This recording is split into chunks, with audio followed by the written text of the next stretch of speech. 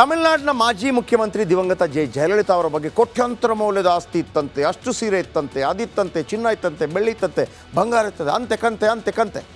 ಇದೀಗ ಅಕ್ರಮ ಆಸ್ತಿ ಗಳಿಕೆ ಆರೋಪದಲ್ಲಿ ಜಯಲಲಿತಾ ಆಸ್ತಿಯನ್ನು ಇಡಿ ಅಧಿಕಾರಿಗಳು ಮುಟ್ಟುಗೋಲು ಹಾಕಿದ್ರು.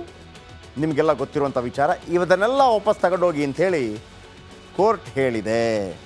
ಏನೆಲ್ಲ ಇರ್ಬೋದು, ಪೆಟ್ಟಿಗೆ ತಗೊಂಬನ್ನಿ ಅಂತ ಹೇಳಿದೆ ಕೋರ್ಟ್. ಬನ್ನಿ ಹೇಳ್ತೀನಿ ಏನೆಲ್ಲ ಇತ್ತು ಅದರಲ್ಲಿ ಅಂಥೇಳಿ.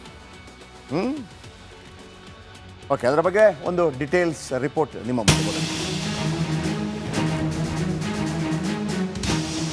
ತಮಿಳುನಾಡು ಮಾಜಿ ಸಿಎಂ ದಿವಂಗತ ಜಯಲಲಿತಾ ಅಕ್ರಮ ಆಸ್ತಿ ಗಳಿಕೆ ಪ್ರಕರಣದ ವಿಚಾರಣೆ ನಡೆಸಿದ ವಿಶೇಷ ನ್ಯಾಯಾಲಯ ಪ್ರಕರಣಕ್ಕೆ ಸಂಬಂಧಿಸಿ ವಶಪಡಿಸಿಕೊಂಡ ಚಿನ್ನ ಮತ್ತು ವಜ್ರದ ಆಭರಣಗಳು ಸೇರಿದಂತೆ ಬೆಲೆಬಾಳುವ ವಸ್ತುಗಳನ್ನು ತಮಿಳುನಾಡು ಸರ್ಕಾರಕ್ಕೆ ಹಿಂತಿರುಗಿಸೋದಕ್ಕೆ ಆದೇಶ ನೀಡಿದೆ.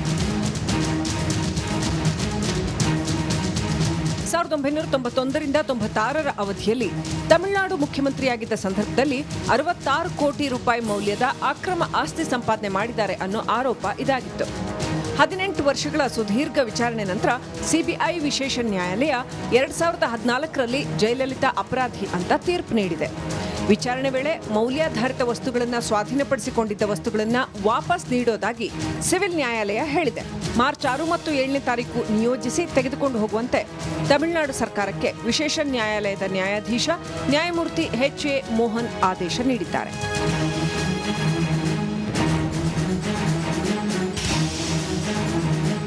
ಬೆಲೆ ಬಾಳುವ ವಸ್ತುಗಳನ್ನು ಸುರಕ್ಷಿತವಾಗಿ ತೆಗೆದುಕೊಂಡು ಹೋಗೋದಕ್ಕೆ 6 ಟ್ರಂಕ್ಗಳನ್ನು ತರುವಂತೆ ನ್ಯಾಯಾಲಯ ಇದೇ ಸಂದರ್ಭದಲ್ಲಿ ಸೂಚಿಸಿದೆ ಮತ್ತು ಹಸ್ತಾಂತರವನ್ನು ದಾಖಲಿಸಿಕೊಳ್ಳಲು 2 ಅಧಿಕೃತ ಅಧಿಕಾರಿಗಳು, ಛಾಯಾಗ್ರಾಹಕ ಮತ್ತು ವಿಡಿಯೋಗ್ರಾಫರ್ನೊಂದಿಗೆ ಬರುವಂತೆ ತಿಳಿಸಿದೆ. 2014ರಲ್ಲಿ ಜಯಲಲಿತಾ ಮತ್ತು ಇತರರನ್ನು ತಪ್ಪಿತಸ್ಥರು ಅಂತ ವಿಶೇಷ ನ್ಯಾಯಾಲಯ ತೀರ್ಪು ನೀಡಿತ್ತು. 2015ರಲ್ಲಿ ಈ ತೀರ್ಪನ್ನ ಕರ್ನಾಟಕ ಹೈಕೋರ್ಟ್ ರದ್ದುಗೊಳಿಸಿತು. ಅನಂತರ ಇದನ್ನು 2017ರಲ್ಲಿ ವಿಚಾರಣೆ ನಡೆಸಿದ ಸುಪ್ರೀಂ ಕೋರ್ಟ್ ವಿಶೇಷ ನ್ಯಾಯಾಲಯದ ತೀರ್ಪನ್ನ ಎತ್ತಿ ಹಿಡಿದಿತ್ತು. ಆ ಹೊತ್ತಿಗಾಗಲೇ ಜಯಲಲಿತಾ ನಿಧನರಾಗಿದ್ರು.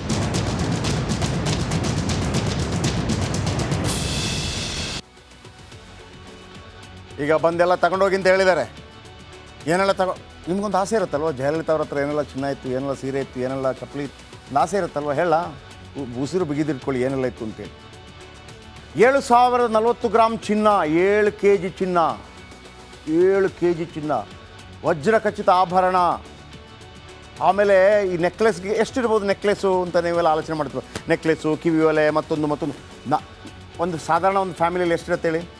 1 ಪಾಪ 2 3 ಸ್ವಲ್ಪ ಶ್ರೀಮಂತರ 4 ಹೀಗೆ 468 ಬಗೆಯ ಚಿನ್ನ ವಜ್ರ, 468 ಬಗೆಯ ಅದರ ನೆಕ್ಲೆಸ್ಸು ಮತ್ತೊಂದೆಲ್ಲ ಸರ್.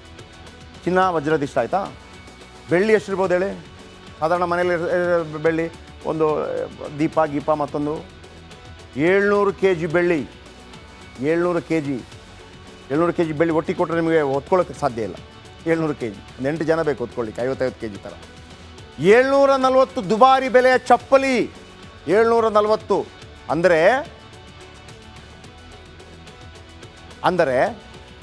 ಒಂದು ಚಪ್ಪಲಿಯನ್ನು ಇವತ್ತು ಇವರು ಹಾಕಿದರೆ ಇನ್ನೊಮ್ಮೆ ಅದನ್ನು ಹಾಕೋದು 2 ವರ್ಷದ ನಂತರ. ಅರ್ಥ ಆಯ್ತಾ? ಇವತ್ತು 740 ಅಂದರೆ 1 ವರ್ಷ, 2 ವರ್ಷಕ್ಕೆ ಒಮ್ಮೆ ಒಂದು ಚಪ್ಪಲಿ ಹಾಕ್ತಾರೆ.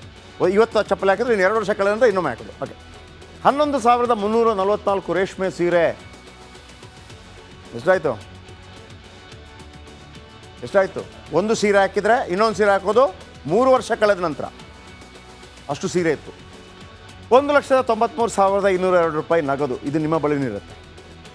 2 ಲಕ್ಷ. 250 ಬೆಲೆ ಬಾಳುವ ಶಾಲು ನಿಮ್ಮ ಹತ್ರ ಇರುತ್ತೆ, ಈಗೆಲ್ಲ common. 12 refrigerator, 10 T V set, 8 V C ಆರ್ಗೆ ವರ್ಕೌಟ್ ಆಗಲ್ಲ. 1,040 ವಿಡಿಯೋ ಕ್ಯಾಸೆಟ್, ಹಳೆಯದು ವಿಡಿಯೋ ಕ್ಯಾಸೆಟ್, 24 ಟೇಪ್ ರೆಕಾರ್ಡರ್. ಇದೆಲ್ಲ ಯಾವನಿಗೆ ಬೇಕು ರೀ? 1 video camera, 4 CD player, 2 audio deck, 5 iron lock, ಇದೆಲ್ಲ. ಬಟ್ ವಿಷಯ ಅದಲ್ಲ, ನಾನು ಆರಂಭದಲ್ಲಿ ಹೇಳಿದ್ನಲ್ಲ, ಎಷ್ಟು 700 kg 7,000 kg ಚಿನ್ನ, 7,000 ಗ್ರಾಮ್ ಚಿನ್ನ ಅಂದರೆ 7 kg, 700 kg ಬೆಳ್ಳಿ, 11,344 ರೇಷ್ಮೆ ಸೀರೆ, 740 ಚಪ್ಪಲಿ ವಗೇರೆ.